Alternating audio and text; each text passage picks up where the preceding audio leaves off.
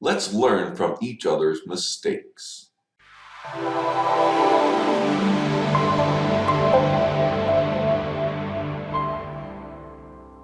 Hi, Dave Zagel here. I've talked before about how CPAs and financial planners are not perfect with money.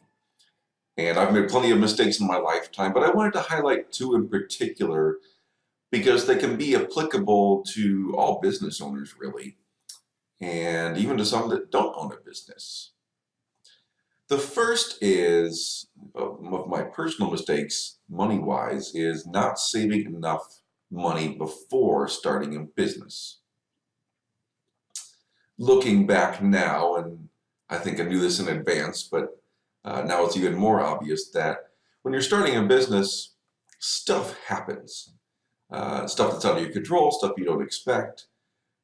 Things might take longer to build than you would anticipate. So it's just good to go in with a mindset of things happen. This is especially appropriate for starting a business or even for just operating a business that's in its early stages. But it's appropriate even if you're not owning a business. Just stuff happens. You need to build up savings. And generally you need more than what you think you do. So this is probably one of the bigger mistakes that I've made, is not saving enough before starting a business to give room for things that happen. So I would encourage you, if you are starting a business or if you are early in the stages of starting a business especially, make sure that you are saving enough money to give yourself some wiggle room for all the things that come up as you're operating a business. The second is not recognizing soon enough when the business needs to change. And again, even if you don't own a business, this can be applicable to you when you think about, maybe you need to change jobs or change something you're doing, whether it's the house that you own or just the car that you own. There might be something that's really kind of holding you back financially, and it's better to recognize that sooner rather than later. In my case, there's just been some times where I've operated a business that wasn't optimal and was essentially costing a lot of money and kind of stifling growth a little bit. In my career, when I first started out in financial planning, I was with Mass Mutual, and I have nothing bad to say about the company. I really liked even the guys in the local office. The St. Louis office is great, good bunch of guys. They really take care of people. I have no issues with them or with the company at all.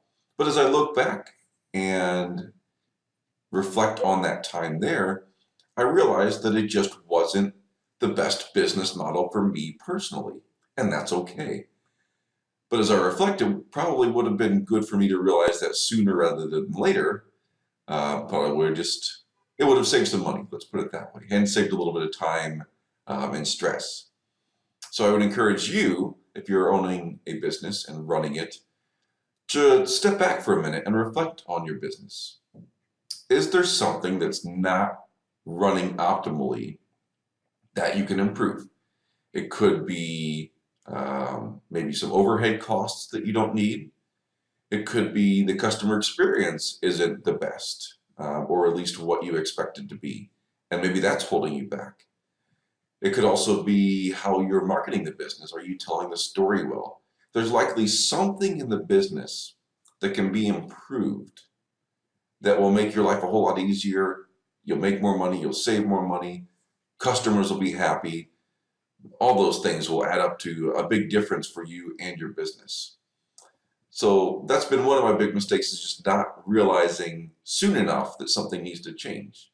And that's both a good and bad trait. I'm stubborn, but it also means that I'm persistent. So I will tend to push through and really try to make things work.